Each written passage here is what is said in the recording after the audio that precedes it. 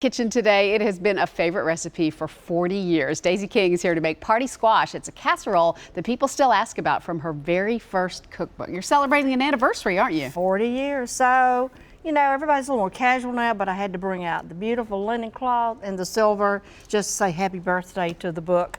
And so I guess if my favorite request for the recipe, it was a toss up between the beef casserole and the party squash.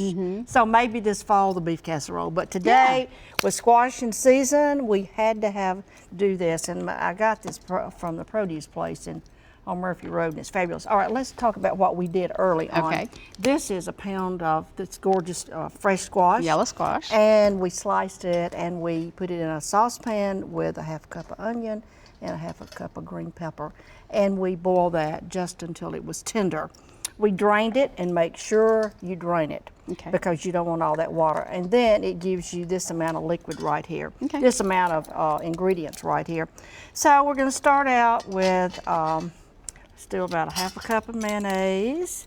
And Meryl, there's a little sugar in there. We're going to add a little. We're going to get the fattening ingredients in first so that you won't feel guilty.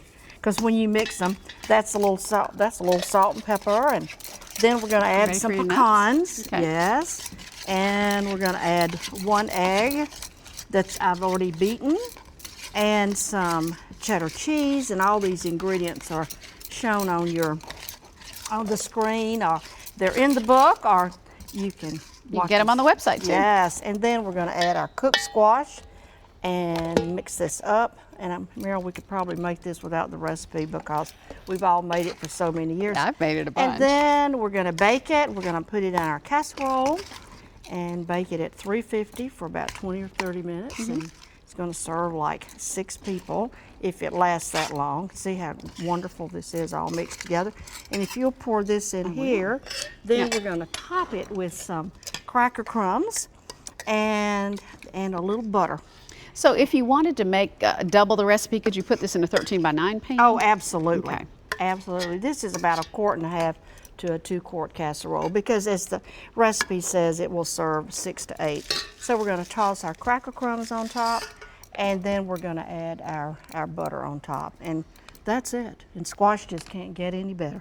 No kidding. Now, would this work with zucchini if you had that in your garden? Yes. In fact, I think I've got a zucchini out there in front of the prepared casserole. Yes, it'd be wonderful with zucchini. And I brought a green pepper, but yellow peppers or red peppers are good in it. I have the regular onion, but add a Vidalia onion, or you can add a green onion.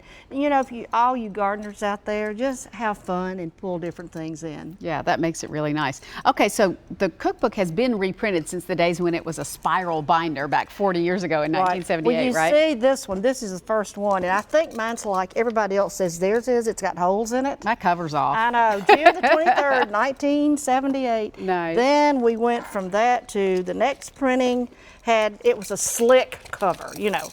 And then the next printing was, I went in a bookstore one day and I'm like, what happened? It shrank. Well, the industry shrinks in publishing. Right. So now it's just a friendly little paperback. And then last August, I ordered from my publisher, and she said, do you want hard copy or soft copy? I said, Marilyn Lahue and I, when we did this book along with Calvin's instructions, we always wanted to keep it simple. We always wanted it inexpensive and softback. Well, it's hardback. And should be, because you're going to use it a lot. Right, so what a collector's item now. Yeah, it really is. When it goes through fires and floods, it'll last. And you've got to get this over at the new Miss Daisy's Kitchen. Oh, yes. Oh, come see me. 1110 Hillsborough Road, Suite 220. I'm at the corner of Matt Hatcher and Hillsborough Road, 9 to 6. All right, thanks so much. Thank you, loved it. All right, you can find this recipe online at newschannel5.com. Coming up.